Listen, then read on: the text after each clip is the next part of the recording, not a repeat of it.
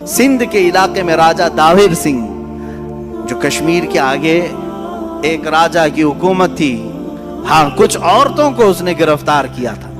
اس کے غنڈوں نے کچھ عورتوں کو گرفتار کیا جو مسلمان تھی، وہ حج کے سفر پر جا رہی تھی اور وہ پکارتی رہ گئیں، لیکن گنڈوں نے انہیں گرفتار کیا، پکڑ لیا۔ اب ان عورتوں نے کہا صرف اتنی آواز سے کہ کوئی ہے جو ہماری آواز عرب تک پہنچائے۔ کچھ تجارت کرنے والے جو عرب سے آئے ہوئے تھے، انہوں نے آواز سنی، واپس جا کر کے گورنر کے پاس یہ بات بتا رہے تھے کہ ہم سندھ کے علاقے سے آئے، وہاں کے ایک راجہ نے چند عورتوں کو، اس کے گنڈوں نے چند عورتوں کو گرفتار کیا، وہ پکار رہی تھی کوئی ہے۔ گورنر کے سامنے یہ تاجر اپنا واقعہ بیان کر رہے تھے، وہیں سامنے سے ایک جوان شہزادہ گزر رہا تھا، صرف 18 سال کی عمر تھی، محمد بن قاسم کھڑا ہو گیا، واقعہ سنا۔ اس نے کہا چچا میں جانے کے لیے تیار ہوں، اور وہیں سے پکارا زور سے، لبیک یا اختی، اے میری بہن تیرا بھائی حاضر ہوگا۔ 10,000 کا لشکر لے کر سب سے پہلے ہندوستان میں آنے والا محمد بن قاسم ہے۔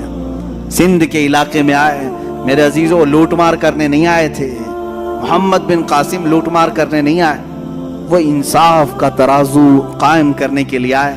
آ کر کے راجہ سے کہا کہ جن عورتوں کو تم نے گرفتار کیا انہیں چھوڑ دو۔ اس نے کہا تم ہوتے کون ہو، کیسے میں چھوڑ دوں؟ یہ تمام باتیں غرور اور نخوت کی تھی، تکبر اور گھمنڈی کی تھی۔ پھر اس جوان نے کہا تو چلو ٹھیک ہے، پھر دو بدو ہو جاتے ہیں، مقابلہ کرتے ہیں، جو فتح پالے اس کے حق میں یہ زمین بھی، یہ حکومت بھی اور یہ عورتیں بھی۔ اس نے منظور کر لیا۔ اسے معلوم نہیں تھا پہلی مرتبہ وہ جوان شیر سے اس کا مقابلہ ہو رہا تھا۔ 3 دن سے زیادہ لڑائی چل نہیں سکی، سارے فوجی مارے گئے اور وہ راجہ گرفتار ہوا محمد بن قاسم کے ہاتھ میں، اور پھر ان عورتوں کو آزاد کرایا اور لوگوں سے کہا جس کا دل چاہے وہ اسلام قبول کرے، جس کا دل چاہے وہ اپنے مذہب پر رہے۔ یہ بات میں نہیں کہہ رہا، الہ آباد یونیورسٹی کے ایک بڑے پنڈت ہیں جنہوں نے کتاب لکھی ہے محمد بن قاسم کی سیرت پر، وہ پنڈت خود کہتے ہیں کہ میں نے محمد بن قاسم سے زیادہ عدل اور انصاف کرنے والا کسی کو نہیں دیکھا۔